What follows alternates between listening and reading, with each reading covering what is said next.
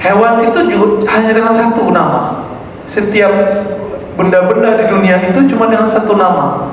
Bahkan jangankan mereka, malaikat itu kalau dari awal disuruh takbir, dia sampai meninggal, sampai kiamat cuma baca takbir. Jika malaikat itu di awal penciptaan cuma subhanallah bihamdi, sampai nanti kiamat dia cuma baca subhanallah bihamdi. Ketika Nabi Mi'raj, Nabi memandang semua itu, beliau dapat hadiah. Salat itu adalah amalan semua ahli langit dan bumi. Semua penduduk langit dan bumi amalannya ada di salat.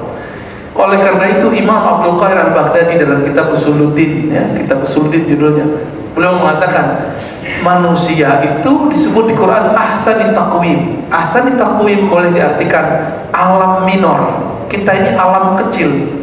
Semua yang ada di alam luar sana itu ada pada diri kita.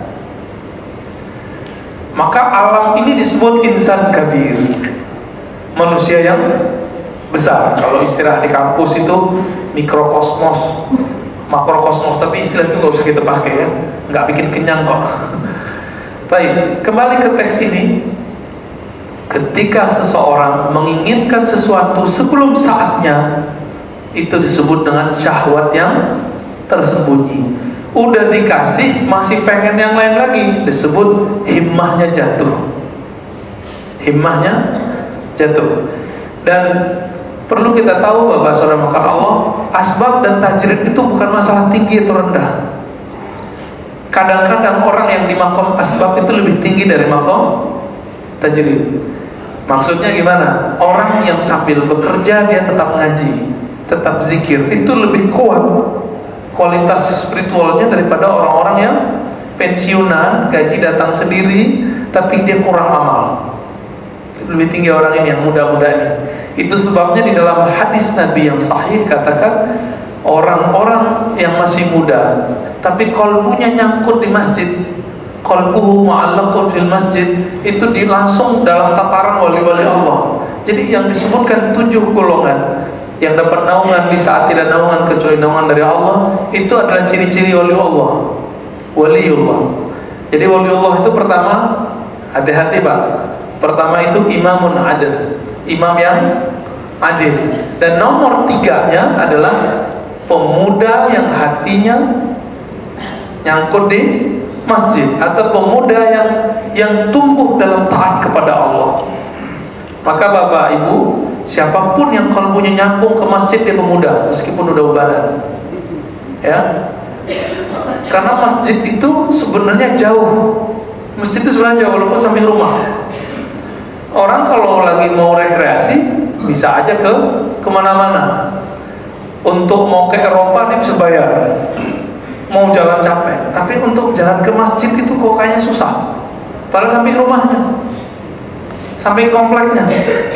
Maka masjid itu, perjalanan ke masjid termasuk ajaib. Nah, bapak saudara inilah yang Allah muliakan pagi ini, bisa berjalan ke masjid walaupun jalannya di atas mobil ya. Ini bab tajrid dan bab asbab ya. Bab ini gak usah dipersulit, dia sederhana sekali. Nah, kalau kita simpulkan bab ini, kalau masuk ke hikmah berikutnya, pertama, apabila Allah berkehendak kepada kita rezeki itu belum datang sendiri, maka kita wajib ngambil maqam asbab, wajib bekerja. Contoh lainnya, jika kesembuhan tidak datang sendiri, tidak bisa dengan air putih, maka kita wajib berobat. Ada orang sakit tapi maqamnya tajrid, itu orang yang kita sebut haram. Haram pakai H gede. Apa kata Nabi? Semua penyakit bisa disembuhkan dengan habatus sauda kecuali haram, penyakit tua. Maka Bapak saudara bukan Allah yang sudah sampai umur tua itu, lalu ada penyakit yang tidak bisa disembuhkan dengan apa saja, nikmati penyakitnya, karena itu udah penyakit tajrid. Gak usah capek-capek lagi mikirin, yang udah nikmati aja hidupnya ya. Nikmati saja hidupnya sudah. Ginjalnya masalah, udah tinggal dijaga makannya. Apalagi penyakit yang menahun itu, ginjal, pankreas, itu apa namanya, sakit diabetes ya. Nah, yang begitu-gitu udah nikmati juga. Gak usah terlalu banyak pikiran lagi. Hipertensi itu udah tabungan lama. kita udah makan dari masa kecil, numpuk itu, terus mau dibersihin di umur 60 ya nggak bisa Pak. Ya, nikmati aja udah, kafaroh terhadap apa yang kita lakukan. Maka yang masih muda jangan terlalu banyak menampung penyakit. Ya, dalam mahfuzat itu disebutkan bahwa al-batnu baitud da, perut itu adalah istana penyakit. Di sini tempatnya semua. Jadi jangan terlalu memanjakan si perut. Sebenarnya yang pengen makan tuh bukan perut, tapi lidah yang dikit itu. Betapa kita diperbudak oleh si lidah. Hebat sekali lidah itu ya. Rasa manis cuma di bagian ujung, rasa pahit bagian ujung samping, rasa asin sampingnya lagi. Jadi kita selama ini diperbudak oleh yang bagian titik-titik yang ada di lidah. Contoh, kalau yang nggak ada asinnya, pedesnya, nggak bisa makan. Nah itu diperbudak sama lidah kecil Pak. Kalau nggak ada kecapnya, nggak ada manisnya, susah makan. Nah ini diperbudak sama lidahnya itu. Kalau makanan udah masuk, dia sama aja. Justru kalau keasinan hipertensi nanti ya. Kalau manis mulu nanti jadi diabetes. Udah, yang masih muda-muda, muda seumuran saya masih muda nggak Pak? Masih ya. Coba mulai makannya dikurangi aja. Masa pertumbuhannya udah selesai umur 22 ya. Nanti nggak ada pertumbuhan lagi, yang ada cuma pelebaran ya. Jadi udah, jangan perbudak diri untuk si lidah ini ya. Kita masuk ke hikmah yang ketiga. Alhamdulillah ini bisa lanjut. Oke, masih ada lagi? Sedikit ya. Udah nggak ada? Oh, 34 ya. Sawabikul himami la tahriku aswarul akdari. Ini beberapa penerjemah beda faham tentang penerjemahan ini. Bukan berarti mereka salah ya. Sawabiq artinya sabiqah, sesuatu yang berlalu. Al-himam dari himmah. Himmah itu bisa berarti lintasan hati yang kemudian menetap, bisa berarti keinginan, kehendak, bisa berarti juga cita-cita. Namun arti lainnya adalah firasat. Jadi kalau kita ambil kalimat firasat, sawabikul himam, firasat yang pernah masuk ke dalam dirimu, pikiranmu, lalu kamu katakan mengenai seseorang, la tahriku aswat wal aqdar ya. Tidak pernah mampu merobek-robek takdir. Maksudnya apa tuh? Contoh gini. Dulu Abu Hurairah melihat Abdul Malik bin Marwan, masih kecil, masih bocah. Apa kata Abu Hurairah, sahabat Rasulullah? Kamu bakal jadi orang besar di dunia. Lalu betul, waktu dia remaja langsung jadi khalifah. Apakah dengan kata-kata Abu Hurairah atau karena ketentuan takdir? Duluan mana? Takdir dulu, qada dulu, qadar dulu, atau perkataan Abu Hurairah? Ya, qadar dulu ya, sebelum perkataan Abu Hurairah. Contoh lain, bapak ibunya ngomong, orang ini bakal terkenal nih, orang ini bakal jadi direktur nih, ini orang akan jadi hebat nih. Dan mereka terwujud, semua yang kita katakan terwujud. Apa yang kita katakan itu bukanlah penentu takdir. Bukan karena kita ngomong dia punya takdir begitu, tapi karena takdir di atas itu memancar nurnya ke dalam kolbu kita, terbaca, lalu kita katakan. Jadi Abu Hurairah karena zikirnya setiap hari nggak kurang dari 12.000. Beliau punya tasbih, saya sering menyebutkan, tasbihnya panjangnya 2.000 Pak. Pakai benang tebal yang disimpul ya, sampai kemudian jadi 2.000. Dan beliau baru bisa tidur setelah berzikir 6 kali putar. Berarti 12, belum lagi zikir-zikir yang lain. Abu Hurairah loh ya, itu sahabat cuma 3,5 tahun bersama Rasulullah, tapi efeknya luar biasa. Ini yang Nabi katakan, tuba liman ra'ani, berbahagia, beruntung orang yang memandangku. Kalau kita gak ketemu Rasulullah, maka kita cari murid Rasulullah. Gak ketemu murid Rasulullah, cari muridnya. Gak bisa pakai buku, gak bisa pakai kitab, maka orang mengatakan langsung saja ke kitab dan sunnah. Itu penyesatan umat. Nabi nggak pernah bilang kembali ke buku, itu nggak ada. Tapi kembali kepada apa yang Allah turunkan. Diturunnya ke siapa? Ke Nabi Muhammad. Karena kita nggak ketemu Nabi Muhammad, kita cari murid dari murid dari murid dari murid dari muridnya Nabi Muhammad SAW. Sehingga ada garansinya apa yang kita pahami itu betul-betul sesuai dengan apa yang Rasulullah maksud. Ini yang disebut sanad. Jadi hari ini banyak sekali orang ditanya, kenapa kamu hijrah lalu kemudian tidak mau berguru? Apa jawaban dia? Saya takut sesat. Karena banyak hari ini guru-guru sesat. Lalu terus kamu lakukan apa? Saya baca aja buku terjemahan dan buku-buku yang ada. Ya, buku itu sendiri kan dikarang oleh seorang guru. Lebih afdal membaca buku atau kepada orang yang nulis buku? Nah, logika-logika itu kadang nggak jalan. Ya? Akhirnya dia otodidak, udah 3 tahun hasilnya nggak ada. Karena ngaji dengan guru, dengan otodidak 3 tahun, itu lebih afdal ngaji 3 minggu Pak sama guru. Sama 3 tahun saya rasakan ya. Kita cuma talaki beberapa minggu dengan seorang syekh dari Suriah. Kan saya nggak pernah kuliah di luar negeri Pak. Saya kuliahnya di dalam negeri semua.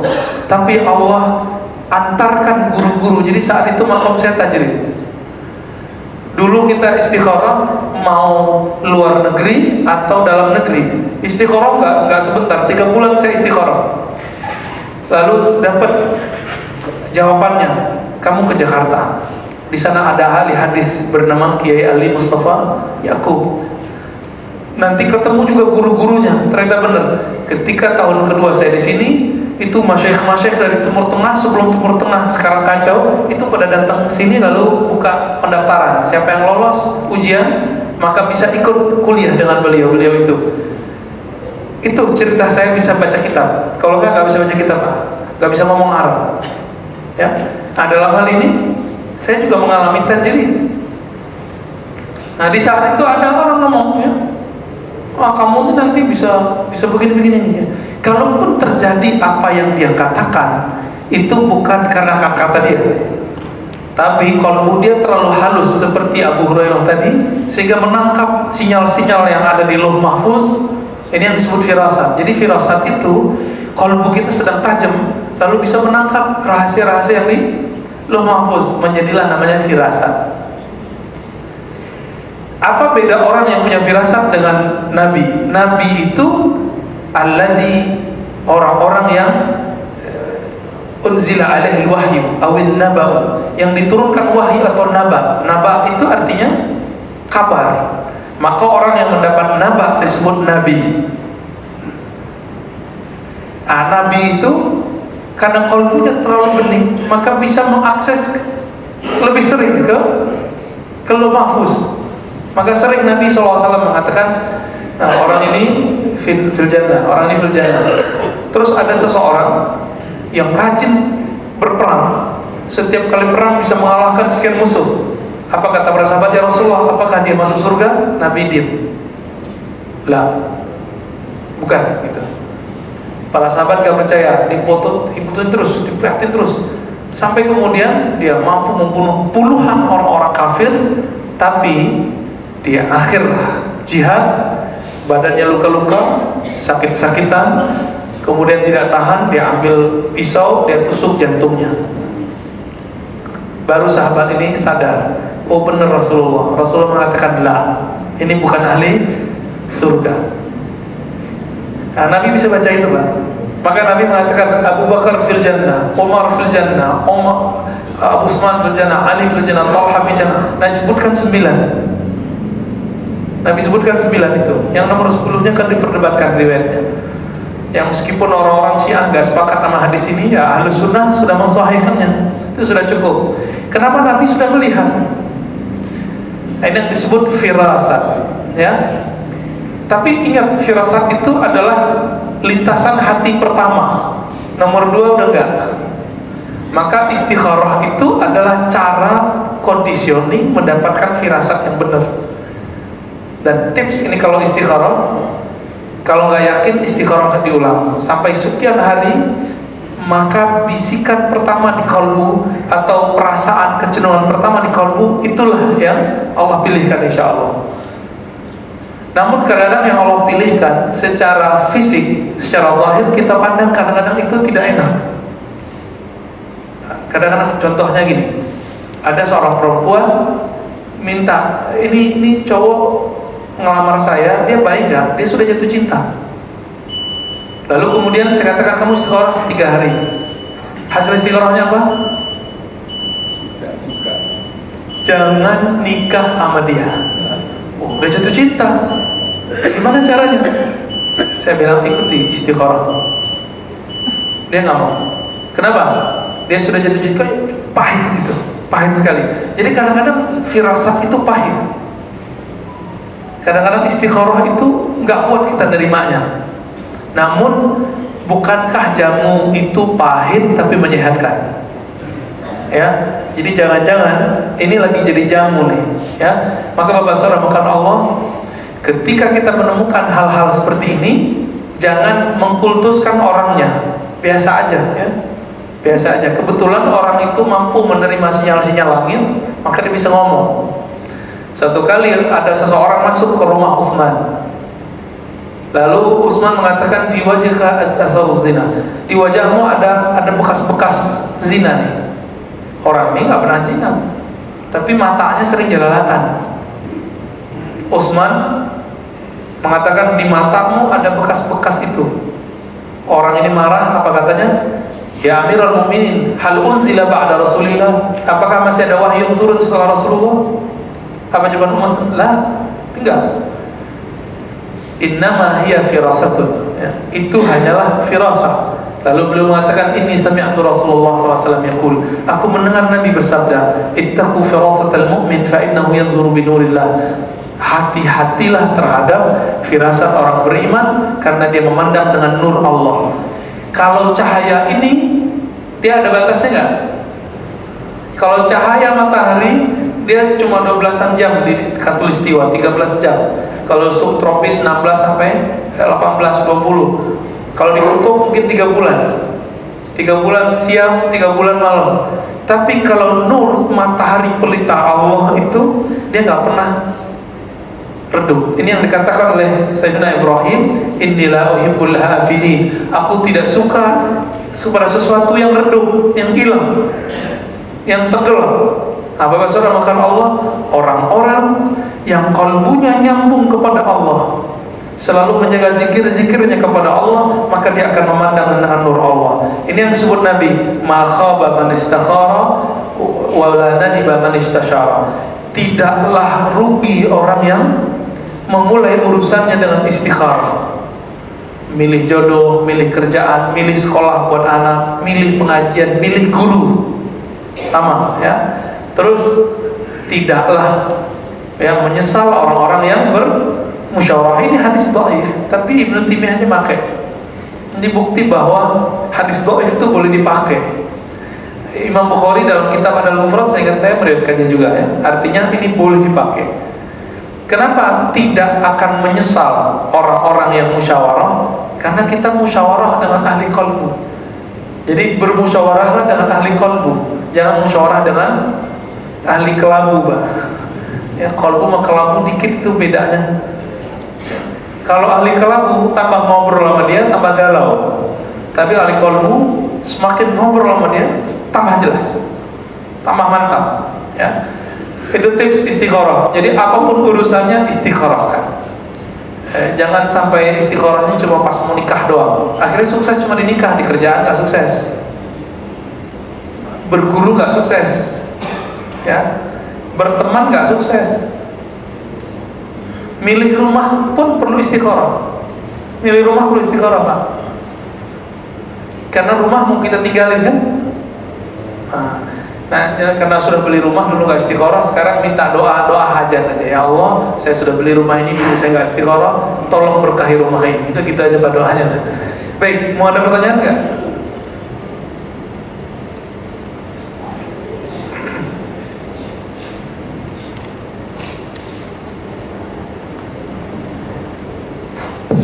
Ya, silahkan ya. Bertanya. Bismillah.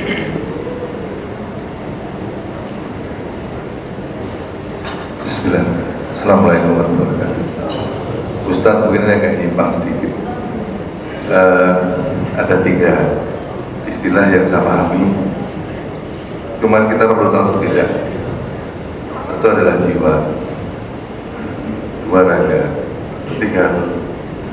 Kira-kira hubungan ketiganya seperti apa? Masya Allah. Jiwa ya. Jiwa itu bahasa Indonesia. Kalau diterjemahkan ke bahasa Arab, itu lebih tepat nafs. Nafs. Bukan nafsu. Nafsu bahasa Indonesia itu syahwat. Tapi nafs bahasa Arab itu adalah yang orang sudah sebut manah. Jiwa. Ya, sukma. Itu sama barangnya tuh. Jiwa, sukma, manah, apalagi itu ya. Lalu tadi ada raga. Raga itu tempat si jiwa itu sedang berkendara. Jadi tubuh ini kendaraannya. Karena kendaraan itu dipakai, maka dia ada waktu soaknya. Itu yang disebut tua atau ketabrak, rusak. Kalau dia bilang, wah kita harus ganti kendaraan nih, disebut mati, Pak. Nah, jiwa itu punya inti yang kita sebut roh. Roh itu punya inti yang kita sebut qalbu. Jadi roh ini dari satu akar kata dengan tadrih, sesuatu yang bisa ditiup dan bertiup. Maka roh itu memang ditiupkan oleh Allah Ta'ala. Allah meniupkannya. Dari mana power energi tiupan itu datang? Itu datang dari hadirat Allah, hadrah ilahiyah kita sebut. Malam tadi kita kajian itu juga ya di Bintaro 1 ya. Ini makna dari wa inna ilaihi raji'un. Ya. Kalimat tubu ilallah itu terjemahan harfiahnya kan tobat, tapi terjemahan aslinya pulanglah kamu kembali kepada Allah.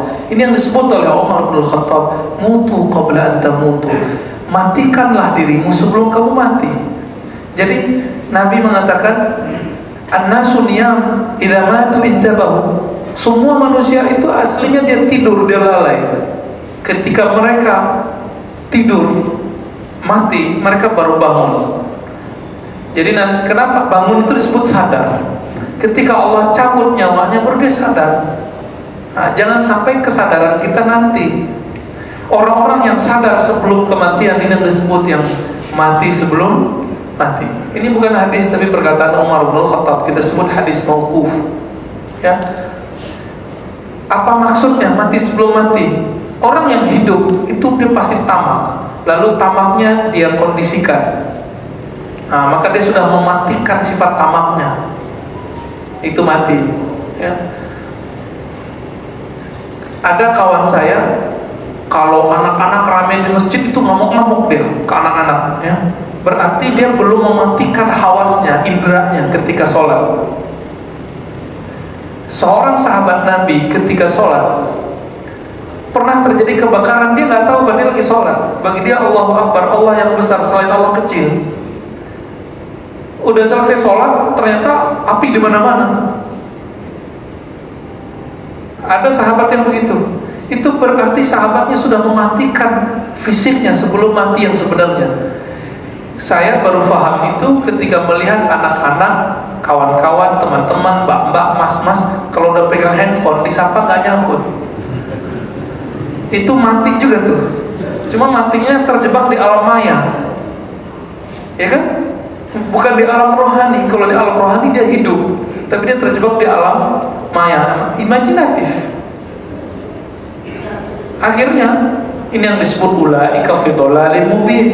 Ketika sholat kita terjebak di alam itu, di alam maya yang ada di pikiran, alam khayali. Coba aja baru sholat udah kemana-mana, ini tolak-tolak ingat lagi, tak ruku baru ingat lagi, bahkan gak ingat kecuali pas, tuh udah assalamualaikum. Dhalalin mubin. di Quran udah disebut di surah Az-Zumar ayat 22 itu, mereka yang susah ingat Allah itu adalah orang-orang yang tersesat dan sesatnya nyata. Itu sesat di alam pikiran sendiri. Bahkan gak dengar imam itu baca apa. Aneh gak tuh? Kok bisa? Berarti kita juga bisa.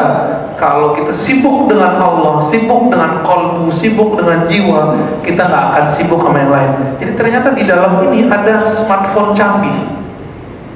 Dia bisa menelpon siapapun yang dia mau.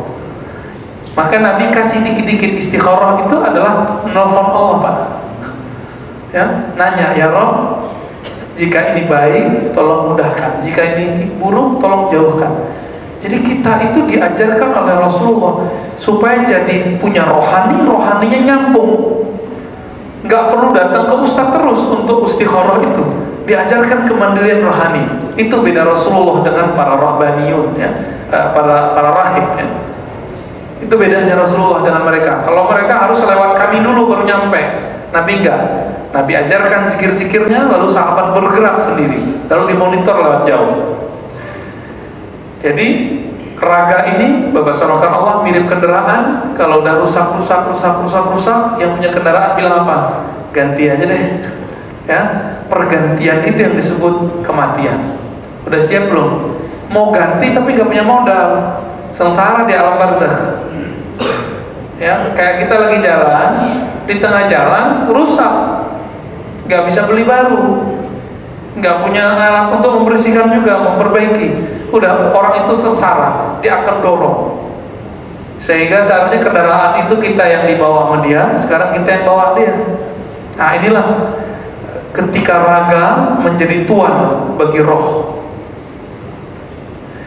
Tidur itu kebutuhan fisik, tapi bangun zikrullah itu kebutuhan rohani. Nah sekarang mana yang kita menangkan? Kalau udah jam 3, jam 4 masih tidur juga, itu kalah sudah, ya. Kalah sudah. Udah jelas sholat masih lupa Allah, itu gimana ceritanya? Kita sebutkan malam tadi, ya, Imam Ubaidillah Al-Akhrari setiap saat zikrullah. Dia cuma lupa Allah sekali seumur hidup. Kita dalam sholatnya lupa kepada Allah. Beda, makom kita menjauh. Nah itulah jiwa. Maka jiwa yang dikuasai oleh raga, jika raganya dominan karakter hewan ternak, maka dia jadi tamak, nafsu seksualnya tinggi, suka tidur, pemalas. Itu raga yang berkarakter hewan ternak. Kalau raganya karakternya puas, dia emosional, apalagi pemarah, hasadnya tinggi, sombongnya ampun-ampun, ya. Tapi ada raga yang dikuasai oleh karakter syaitania, setan itu kecil, lemah, tapi dia culas, suka buat makar, provokasi. Hati-hati loh Pak, ya. Walaupun kita kritik pemerintah kita, tapi jangan malu-maluin negara ini. Rekam-rekam sendiri, sebar-sebaran sendiri, kan kacau itu, ya. Yang mau menyebarkan aibnya sendiri itu orang cerdas atau orang bodoh? Orang bodoh, apalagi melapor-laporin ke luar negeri. Saya agak bingung tuh sama kawan-kawan ini. Dia kok bangga, senang dengan aib yang ada di negeri ini. Kita kritik-kritik aja Pak, kita jelas-jelas mengkritik misalnya, tapi nggak perlu bawa-bawa aib negeri ini keluar. Nggak perlu, ya. Siapa yang provokator Papua itu, yang sudah diusir itu nggak beres tuh orang. Ya, nggak beres tuh orang. Dan kita kok malah senang ketika terjadi kekacauan di Wamena, hancur, habisin rezim ini. Kalau kita nggak nyoblos rezim ini, udahlah. Tapi kalau terjadi yang begitu, jangan dikait-kaitkan. Udah berapa presiden Pak di negeri ini? 7 sudah, dan semuanya itu warisan dari sono sudah. Jadi bukan masalah rezim siapa. Walaupun nanti ganti 10 rezim, nanti Papua begitu aja tuh. Masalahnya bukan masalah sederhana. Ya, mohon maaf. Saya kan tadinya golput, ya, terus nyoblos lagi walaupun gak nyoblos yang sekarang, ya. Tapi saya mulai sadar bahwa ternyata yang main itu bukan partai-partai itu doang, tapi ada permainan besar. Dulu Soekarno non-blok, masih ingat? Ya, ini biar kita gak karakternya bengis nih dalam masalah politik. Karena hoax itu bagian dari kebengisan. Itu bagian dari sifat binatang buas. Soekarno setelah non-blok kemudian ngeblok Pak. Apa bloknya? Uni Soviet. Karena waktu itu siapa yang bermusuhan sama Amerika, maka musuhnya Amerika temannya dia. Maka dia berteman sama Uni Soviet. Itu sebabnya muncul NASA-Com. Kok bisa orang Muslim seperti Soekarno temenan sama komunis? Ya itu sebabnya. Di masa Soeharto siapa? Siapa yang menjadi imamnya Soeharto? Amerika. Masa Habibie ya ke Jerman dikit ya, tapi Jerman kan tidak global kekuasaannya. Di masa SBY Amerika lagi. Sekarang udah bosan Amerika, pengennya Uni Soviet udah runtuh, Cina. Jadi perdebatan pertarungan ini bukan pertarungan Jokowi Prabowo Pak. Ini pertarungan dua kepentingan itu. Coba melek, jangan emosi, lihatin dulu ini mereka punya apa sih, ya. Dan kita sudah lihat semuanya bohong Pak. Dulu kultus-kultuskan imam pemimpin ini, calon ini, ternyata calonnya cepika-cepika sama musuhnya. Kecewa juga tuh jamaah kita ya kan? Karena politik itu, saya punya guru namanya Buya Miswardi ya, masih hidup, belum di Payakumbuh sana. Beliau dulu praktisi aktivis partai. Apa kata beliau? Politik itu sebulan-bulannya masih ada sudutnya, sejujur-jujurnya masih ada khianatnya, seistiqomah-istiqomahnya masih ada, ya begitulah ya. Maka wassalamualaikum Allah, jangan picik, jangan cuma karena baca. Ini kan mohon maaf, kalau ngecek berita, jangan semua yang ada di YouTube atau yang ada di Google itu bukan berarti benar. Masa selevel Roma Irama itu bilang apa di ILC? Semua ini kan sudah ada di internet, berarti dia benar gitu. Raja dangdut emang, tapi nggak raja ilmu pengetahuan dan informasi. Jadi bagi dia kalau sudah ada di internet benar. Allahu Akbar ya. Saya ngecek Pak di grup-grup kita, itu 90% grup isinya hoax. Kita lihat Islam Post itu hoax itu, ya. Wiki-wiki apa itu rata-rata hoax semua. Hoax. Jadi hoax bin hoax. Kita benci sama Ahok, tapi kita makan hoax tiap hari. Aneh ya. Mohon maaf, ini terakhir kita kabarin kajian pagi ini. Apa yang kita baca, apa yang kita dengar, apa yang kita pikirkan, itu adalah sesuatu yang kita tabung ke dalam kolbu. Maka jangan pikirkan, jangan dengarkan, jangan baca yang gak jelas kebenarannya, karena itu memenuhi memori kolbu. Orang kalau masukin sesuatu yang bening di kolbunya, nanti keluarnya bening. Memasukkan sesuatu yang kotor, hoax dalam kolbunya, nanti obrolannya hoax aja ya. Sendawanya aja hoax gitu. Nauzubillah ya. Akhirnya mohon maaf kalau ada saya di grup antum, saya mungkin udah banyak keluar ya. Kami alhamdulillah Allah izinkan untuk bisa belajar hadis bertahun-tahun. Jadi jangankan berita palsu, hadis palsu kami bisa tahu. Ini hadis sahih, ini tidak sahih. Kita sekali lihat paling lama 2-3 menit kita sudah tahu. Sudah ada SOP-nya, cara nyarinya. Apalagi cuma berita palsu. Hadis yang bersumber 15 abad lalu kita bisa cek. Udah ada toolsnya, sudah ada ilmunya. Ilmiah, semuanya ilmu, bukan pakai ilmu batin, itu bukan ya. Itu bukan keramat itu. Udah ada ilmunya. Apalagi berita hoax. Dan mohon maaf Bapak Ibu, kawan-kawan saya sesama pendakwah, karena tidak semuanya ahli hadis, tidak semuanya ahli komunikasi dan informasi, akhirnya terjebak di hoax, dijadikan bahan kajian. Salah satu contohnya apa? Mengatakan nanti negara ini akan dilarang azan, itu bohong semua. Ya, akan dilarang orang-orang, itu bohong semua. Negeri kita ini sedang bergerak ke Islamisasi yang kuat. Islamisasi kita cukup kuat. Bapak Ibu nikah semua pakai KUA nggak? KUA? Oke. Kita haji yang ngatur pemerintah atau travel? Pemerintah Pak, bukan travel. Kecuali yang haji plus itu ilegal aslinya ya. Kecuali yang dapat izin. itu diatur semua. Pas kita cek dan kami ngobrol ke almarhum Kiai Mustafa Yaqub, Imam Besar Istiqlal yang lama, di bagian mana negeri ini belum Islami Pak Kiai? Jawaban beliau apa? Cuma dalam hukum jinayat, hukum pidana. Itu belum lagi proses. Selebihnya udah Islami. Negeri ini sudah Islami. Ada Kementerian Agama, itu cabang-cabang agama lain kecil Pak di situ. Yang gede porsinya agama Islam. Karena mohon maaf kelompok separatis ini ingin menghancurkan negeri ini, maka yang mereka serang adalah Kementerian Agama, yang diserang MUI. Semua itu produk dari pesantren. Maka sekarang yang mau dihancurkan adalah pesantren, benci ke kiai pesantren. Antum kalau udah kena hoax ini, ya salam ya.